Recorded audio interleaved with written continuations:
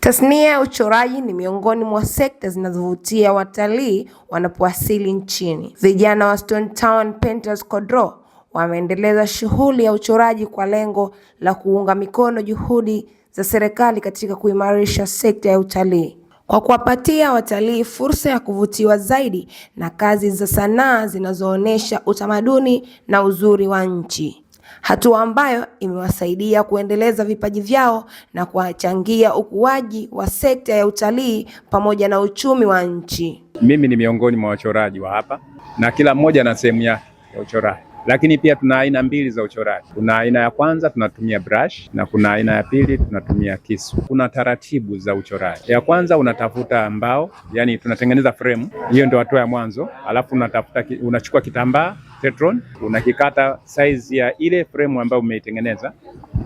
Lakini baada ya hapo tunachukua rangi ya maji, tunachanganya na gundi. Ile canvas utakapoitoa kuiviriga, kwa sababu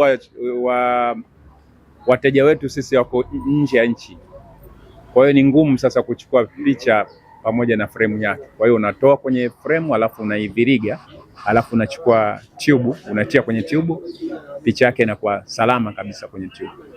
Faida ni kwamba tunapata kipato chetu kupitia hapa, na kama nilivyowaambieni kwamba tunatengeneza hapa na process zake si ndefu sana, lakini tunapata pesa kupitia hii kazi ambayo tunafanya.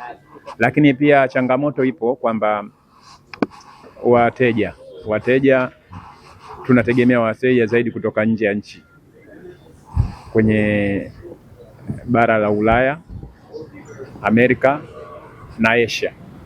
Kwa hiyo pakitokea changamoto huko kama ilipotokea vita ya Marekani Israeli dhidi ya Iran, wageni wengi walikanseli safari zao kuja hapa. Kwa hiyo tukabaki hatuna wateja, maana wateja wengi tunapata kutoka kule.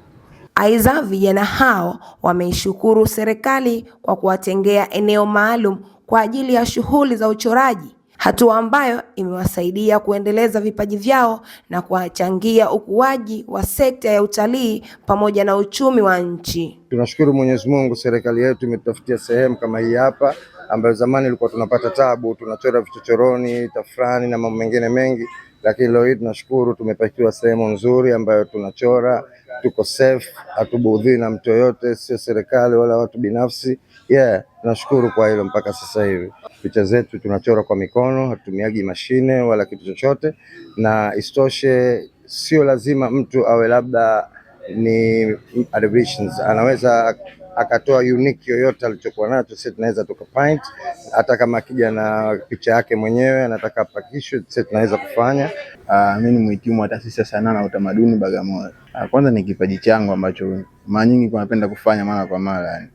Yes, la pili ni fursa ya ajira kwangu mimi, sababu hapa ninapochora hivi napata kipato, naweza kuendesha maisha yangu na familia yangu.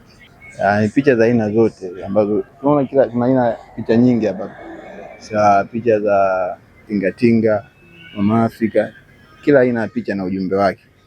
Inategemea unachora nini, inategemea mteja wako anataka nini. Kwa hiyo sisi kama wachoraji tunachora picha za aina zote, hatumbagui mteja, sababu mteja mwingine anayekuja moja kwa moja analenga anataka tingatinga, lakini mteja mwingine moja kwa moja anataka mama Afrika.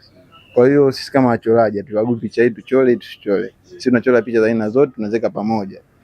Mgeni akija au mtu yoyote, hatujabase kwa wageni, tumebase kwa watu wote.